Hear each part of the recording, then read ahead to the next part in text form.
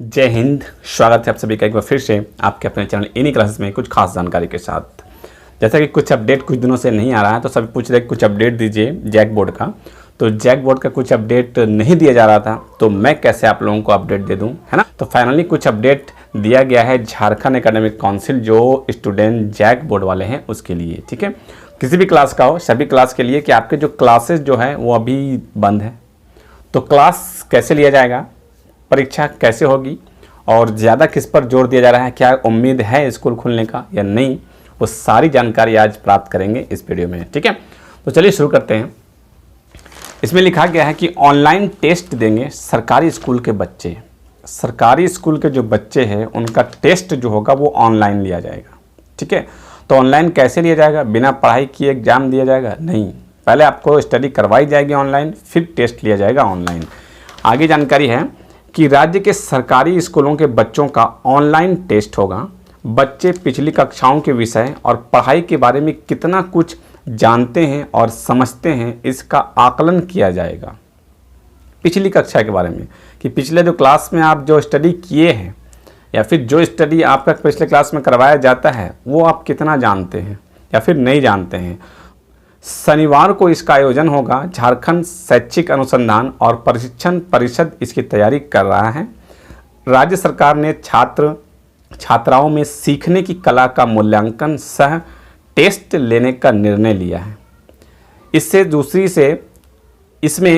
दूसरी से 9वीं क्लास तक के छात्र छात्राओं का ऑनलाइन मूल्यांकन किया जाएगा और पहली से 8वीं के जो कंटेंट पिछले साल दिए गए थे उसी को आधार मानते हुए प्रश्न पूछे जाएंगे।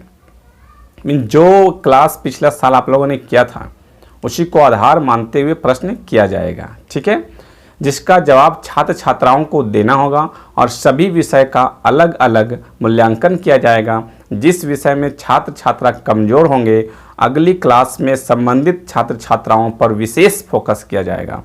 अब टेस्ट देने के बाद आपका जो कमजोरी है वो निकल कर सामने आएगा।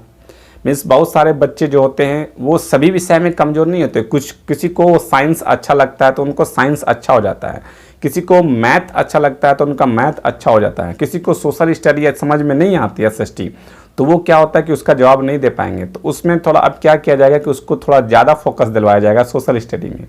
अगर इंग्लिश किसी का कमज़ोर होगा तो उन इंग्लिश में जवाब नहीं दे पाएंगे तो उनको ज़्यादा फोकस इंग्लिश में करवाया जाएगा, है ना। तो ये कैसे मालूम चलेगा, तो टेस्ट लेने पर ही मालूम चलेगा। टेस्ट दिया जाएगा और जब टेस्ट देंगे आप तब समझ में आएगा कि हाँ कौन से सब्जेक्ट आपका कमज़ोर है, उस सब्जेक्ट का आप अच्छे से पढ़ाई नहीं कर पा रहे हैं तो उस बच्चे को उसी पर ज़्यादा फोकस दिलवाया जाएगा। ठीक है, शिक्षक ऐसे छात्र पर विशेष ध्यान देंगे और अपने स्तर से भी उन्हें कंटेंट उपलब्ध कराएंगे ताकि वे विषय को अच्छे से समझ कर पढ़ सकें। अब शिक्षक की जिम्मेवारी होगी, शिक्षक देखेंगे कि कौन से बच्चे जो हैं किस विषय में ज़्यादा कमज़ोर हैं तो शिक्षक अपने तरह से उनको कुछ टिप्स देंगे, उनको कुछ कंटेंट देंगे कि आप ये सब पढ़ाई करें, इसके माध्यम से स्टडी करें ताकि आपकी जिस पर आप कमज़ोर हैं वो आपका मजबूत हो सके, आप उस पर स्ट्रांग हो सके, उस विषय में आपका पकड़ जो है मजबूत हो जाए। ठीक है, तो शिक्षक की भी जिम्मेदारी होगी और शिक्षक भी उस पर थोड़ा ध्यान देंगे। वर्तमान में कोरोना संबंधित स्वास्थ्य भावनात्मक विषयों से जुड़े कंटेंट छात्र छात्राओं को उपलब्ध कराए जा रहे हैं और 17 मई से क्लास वार पाठ्यपुस्तक के आधार पर कंटेंट उपलब्ध कराए जाने के शिक्षक उसे तैयार करने में लगे हैं।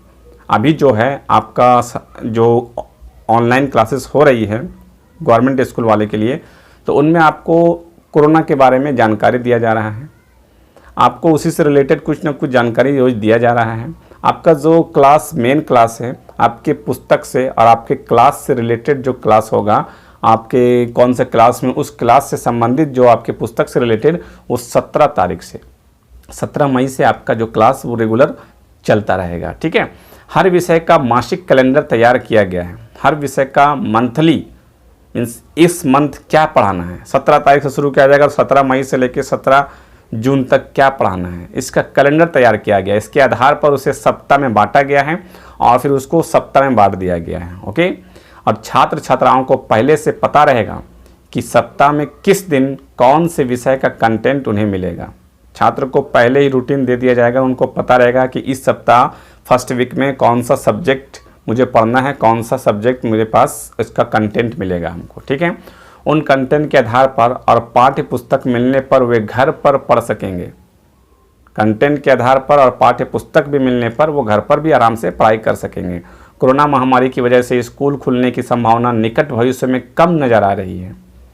निकट भविष्य में कम नज़र आ रही है मीन्स अभी मई 17 से स्टार्ट होगा तो मई जून जुलाई अगस्त, मई जून जुलाई, निकट भविष्य मीन्स मई जून जुलाई अगस्त में तो आपका स्कूल खुलने वाला नहीं है। तो ज़्यादा जोर दिया जा रहा है कि आपका स्टडी जो हो वो ऑनलाइन करवाया जाएगा, ठीक है। ऐसे में ऑनलाइन और डिजिटल कंटेंट के माध्यम से ही बच्चों की पढ़ाई हो सकेगी। मुख्यमंत्री हेमंत सोरेन ने भी, देखिए यहाँ क्या लिखा हुआ कि मुख्यमंत्री हेमंत सोरेन ने भी स्कूली शिक्षा और साक्षरता विभाग को ऑनलाइन पढ़ाई पर ही फोकस करने का निर्देश दिया है।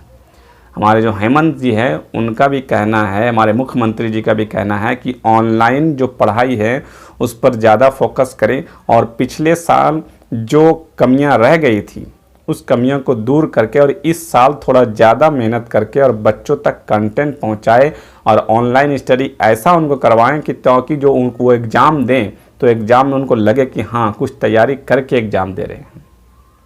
इसलिए अभी कहा गया है कि निकट भविष्य में आपका जो स्कूल है वो खुलना बहुत ही मुश्किल है, तो आपका जो स्टडी होगी वो ऑनलाइन ही करवाया जाएगा।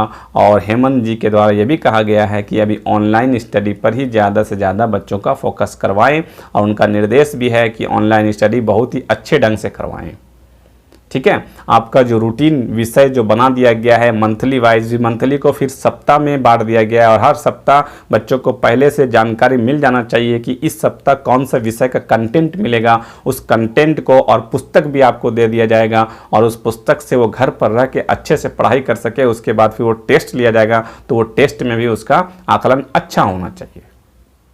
और बुक भी कब दिया जाएगा आपका इसमें लिखा नहीं गया, लेकिन बुक भी बहुत जल्दी आपको प्रोवाइड करवाया जाएगा।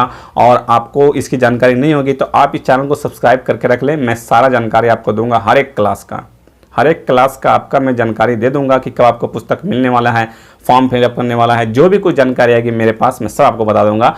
बट आपको सब्सक्राइब करना होगा, अगर आप सब्सक्राइब नहीं किए तो आपको मालूम नहीं चलेगा, इसलिए सब्सक्राइब कर लें। आगे लिखा हुआ है कि हर सप्ताह होगा मूल्यांकन। अब जब क्लास होगी तो हर सप्ताह मूल्यांकन होगा। स्कूली छात्र छात्राओं की पढ़ाई का हर सप्ताह मूल्यांकन किया जाएगा और सप्ताह में 5 दिन उन्हें कंटेंट उपलब्ध कराया जाएगा, 5 दिन, ठीक है। वहीं छठे दिन शनिवार को उसी कंटेंट के अनुसार उनका मूल्यांकन होगा और सोमवार को कंटेंट उपलब्ध कराने के साथ साथ छात्र छात्राओं को उनके असेसमेंट का परिणाम भी बताया जाएगा।